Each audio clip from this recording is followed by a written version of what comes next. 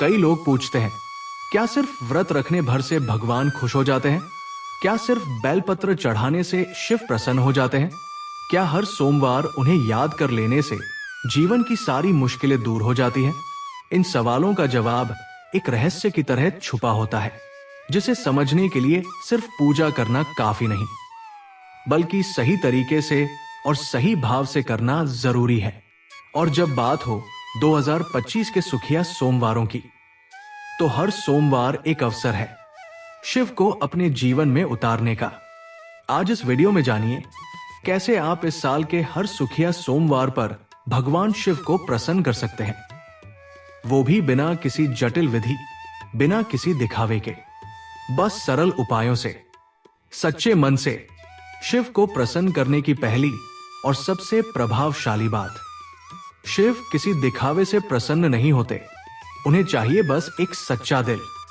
इसलिए जब भी सोमवार आए तो सबसे पहले अपने मन को शुद्ध करें। गुस्से से, लालच से और ईर्ष्या से दूर रहें। प्रभु शिव तांडव करने वाले हैं, लेकिन वो उस हृदय में बसते हैं जहां शांति हो। इसलिए जब आप सुबह उठें, स्नान करें, तो सिर्फ शरीर को नहीं, अपने विचारों को भी साफ करें। सुखिया सोमवार पर अभिषेक का रहस्य। बहुत से लोग सिर्फ दूध या जल चढ़ा देते हैं शिवलिंग पर, लेकिन अगर आप जानना चाहते हैं सरल और प्रभावशाली उपाय, तो ध्यान रखिए कि शिवलिंग पर सबसे पवित्र वस्तु है गौमुखी जल।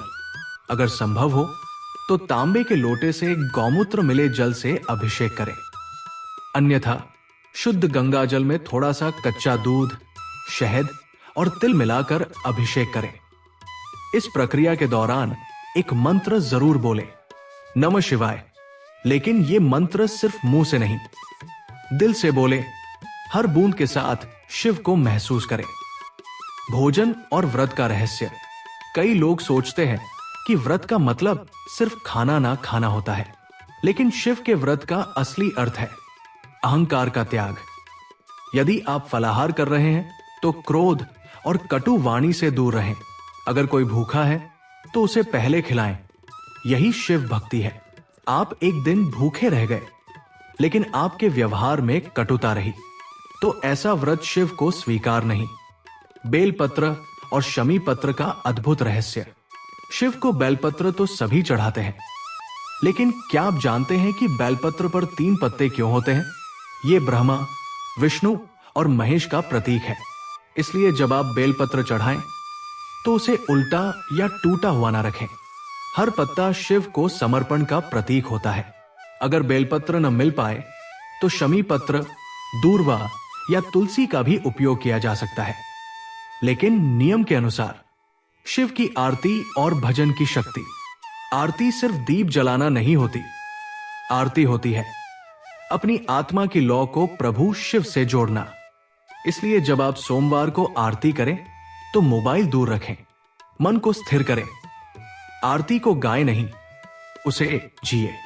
आप जय शिव ओंकारा या शिव तांडव स्तोत्र का गायन कर सकते हैं। यदि संभव हो तो ये स्तोत्र रोज सोमवार को पढ़े।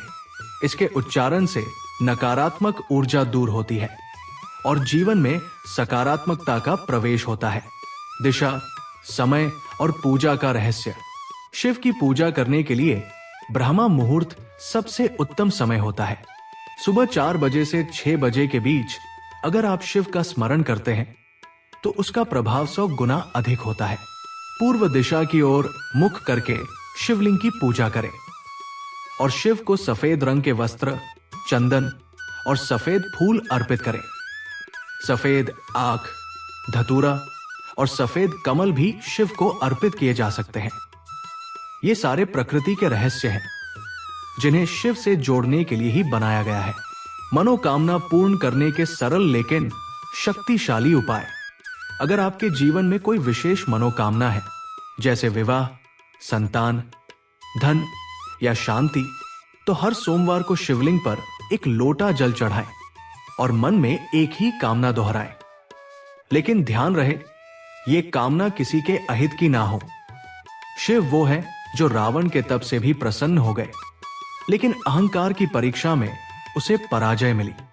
इसलिए सच्चे मन से मांगी गई हर प्रार्थना शिव तक जरूर पहुंचती है। सुखिया सोमवार पर गरीबों और जरूरतमंदों की सेवा।